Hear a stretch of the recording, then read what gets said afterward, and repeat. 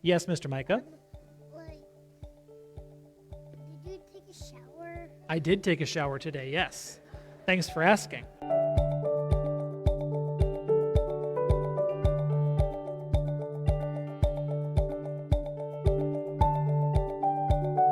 Well, welcome to the Cut for Time podcast here at the Canton United Methodist Church. My name is Pastor Clay. I'm joined by Eric Stearns, and we're digging into my message from Sunday, which was all about the road to Emmaus. We're entering into a road to Emmaus sermon series, digging into the parts of the story to hopefully understand the whole of the story. And so today we focused on Sunday's message about sharing the road.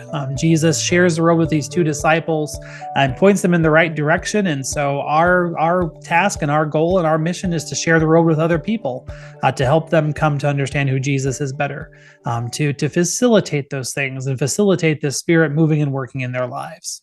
We're also going to dig into one of the funniest moments that's ever happened in church with a very interesting question from our friend Micah. But we're just going to dig into how we share the road with others. So let's get into it. Sounds good. You know how some podcasts open with like a sound clip every week, Yep. The same sound clip every week. I really feel like a conversation about you showering should probably open the podcast every week. I don't know what you think, but oh my gosh. And I will tell you, I answered the phone on Monday at the church, and someone asked me again, did you shower? Because they were in church on Sunday. So that one has endured. That's good. That is one of the funniest church moments of my life. Very proud of my nephew for that one. That was a good one. And then I watched it back because Micah was sitting right next to me, so it was mic'd, and you can absolutely hear it on the live stream. Good. Yeah. Oh, yeah. Because Everett answered a question and one of the carpenters answered a question. You can't hear them, which is why I reiterate a lot. When kids say stuff like that, but you can hear Micah perfectly. So. Which makes a perfect podcast intro. Yes, not complete without watching your daughter absolutely just face palm harder than I've ever watched someone face palm. Like, her reaction is brilliant. Once the Carpenter boys realize what was just asked is even better. But yeah. Oh my God. So you got to tell me the story of the 1812 Overture. Yeah, so I showed the TikTok, which probably is the first time in this history of the Canton United Methodist Church that's ever been said in a sermon. But hold on, TikTok's dumb. Anyway, continue. That's fair. But yeah, no. So it was that person kind of scat singing to the Stars and Stripes Forever.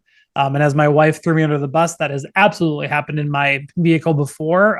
But one of the times I was driving to Aberdeen, I had the 1812 Overture on, and I looked down at the speedometer, and I was going about 110 miles an hour. And I thought to myself, that's not good.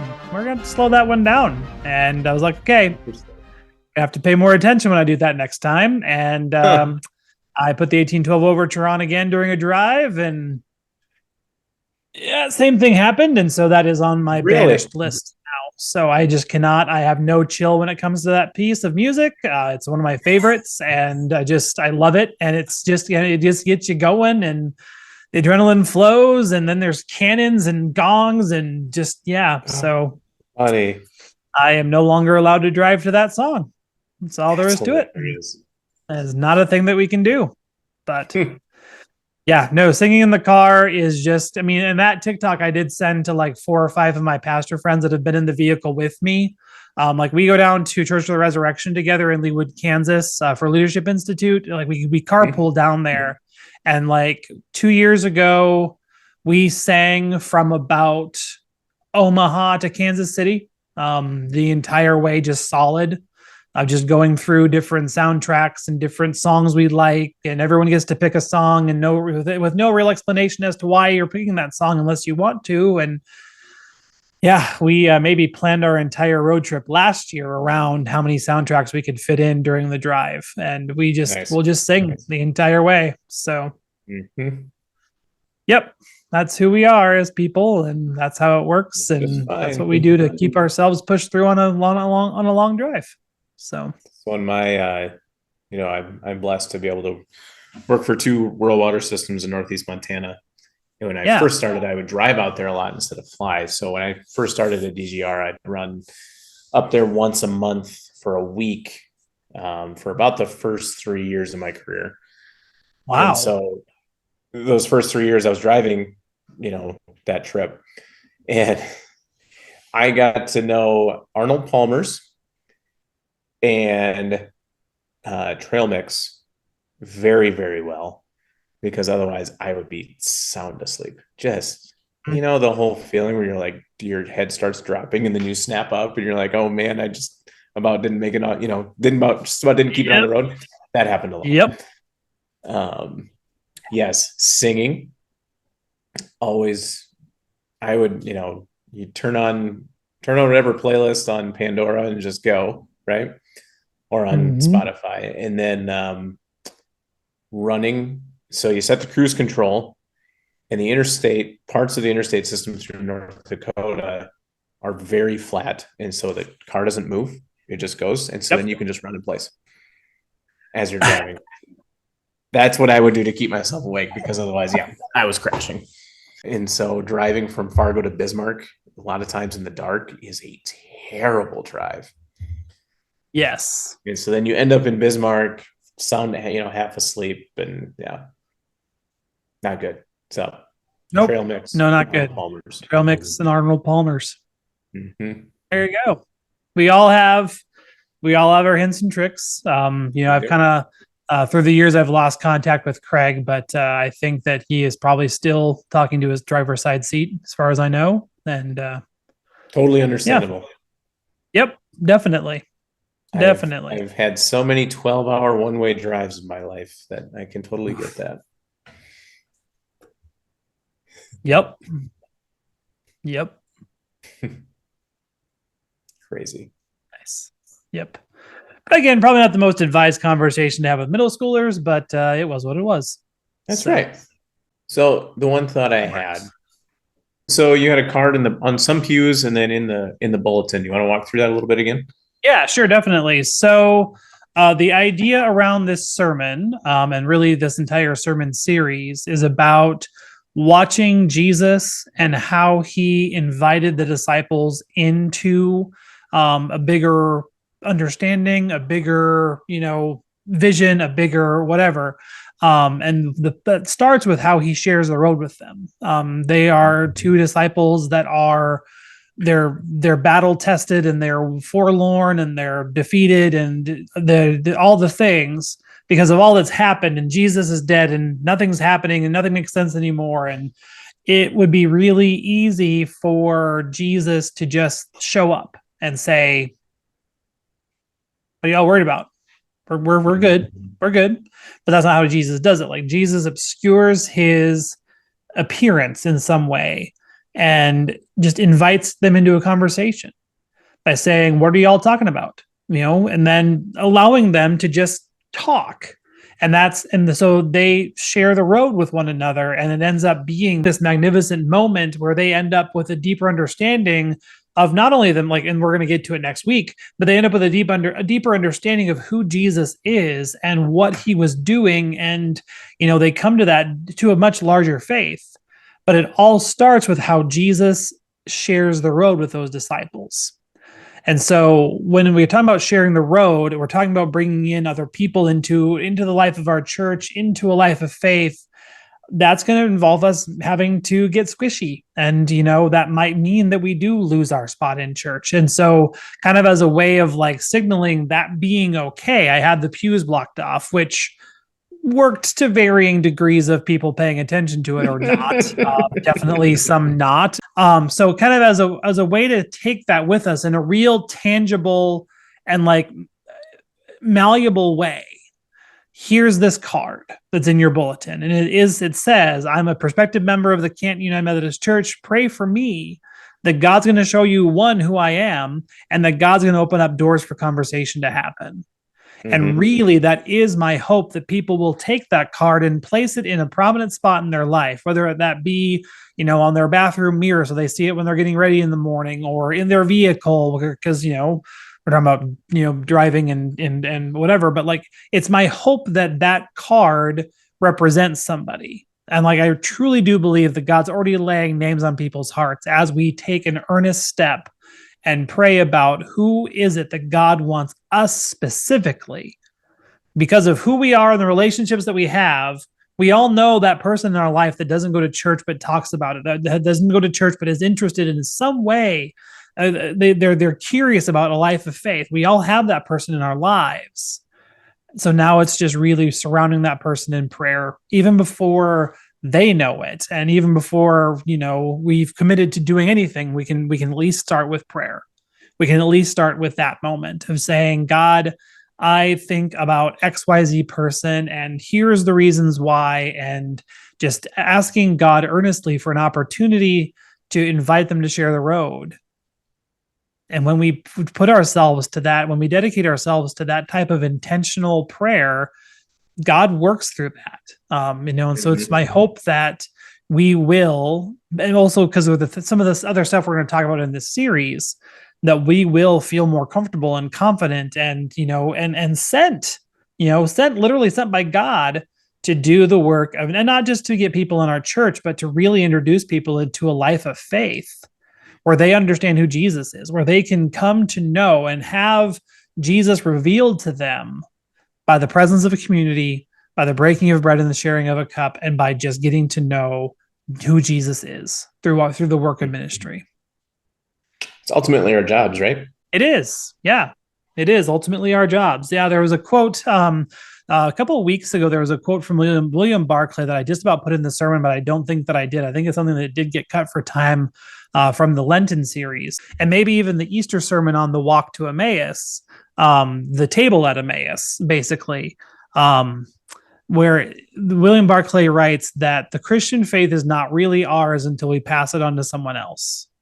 And that has been really sticking with me, that it's not entirely ours until we pass it on to someone else. That's cool. Yep. So I had the seats, I had the pews blocked off with the larger cards, in order to just kind of say, what would it look like if these were people instead of cards? Like, how would that change who we are? And how would that be just awesome if these were people rather than, just pews and cards, or cards and pews. And so just kind of trying to have that visual moment as well of saying, this could be people if we will all take the challenge and invite someone. What is your number one tip for making the invite? Yeah, that's a great question. My number one tip is earn the right to have the conversation. To not just, it can happen that, random person on the street, you go up to them and say, hey, can I tell you about my church? That can happen and that can work, and you can enter into those conversations, and God bless you. But I think that things happen. I think that invitations are more welcome around people that we know and love, and that know and love and trust us. It's the stamp tramp conversation from How I Met Your Mother. Like, if we give recommendations that are not good, people are not going to listen to them. And if this is the first recommendation you give someone, you want to jump right to church, people are going to, that can shut people down. That can shut people off, and so that's my biggest tip, is to earn the right to have that conversation, to build intentional relationship with people. And if we're praying about it, God's going to open that window. God's is going to make that opportunity happen, where it's an organic expression of conversation that's already happening. Where you can, maybe they mention something like, hey, we're going through this, and, we feel alone, or we feel isolated. We can say, hey, there's a place where you belong just by walking in the door. And that's the church that I attend. And and then you ask the question, can I tell you more about it? And I think that out of that natural expression of concern, that natural expression of just, that natural development of the relationship is really the best place that evangelism happens. They trust you. So right. You're not jamming it down their throat. Yep. You're not talking at them. Yep. And that's the thing too. Like, you can think about people who don't have a relationship with God right now. that really don't want to hear about it either. And that can be so, I mean, you can have that conversation with them, but they're not going to listen. Yep. You can't force anyone to do anything, right? Right. Absolutely. And like that can do so much, like that can be the end of the friendship, like straight up, like that can damage the relationship to where it's irreparable. I mean, where they will just look at you and say, all you want is for me to come to your church. Like that's the only reason why why we're friends is because you think that, yeah, that can, but if you do just dive in, I mean, that's why we're praying for God to open up opportunities, is for those conversations to naturally happen. Anything else you cut this week? Not really, because we're not doing communion every week again right now, and so like plenty of time in church this week for you to talk. Up a whole lot of time. Like, and there was, and not that this is a problem, but there were fewer moving pieces with worship this week with no choir. Like, I really did not feel like I cut anything, and this sermon was a little bit longer than most. So yeah, yep. You can always tell how much you cut by the amount of time that shows up on Spotify. I'm like, that one, there was not much cut then in this week. Yeah, no, there is not much cut. Yeah, this ended up being a pretty, we had a 37-second video clip, which kind of, added some time to it, but also this is purely a sermon feedback question. Was there too much goofing around? Was that too much? Was that too distracting to get into this, to get into the message, or how did you feel about that? What do you mean? What's that?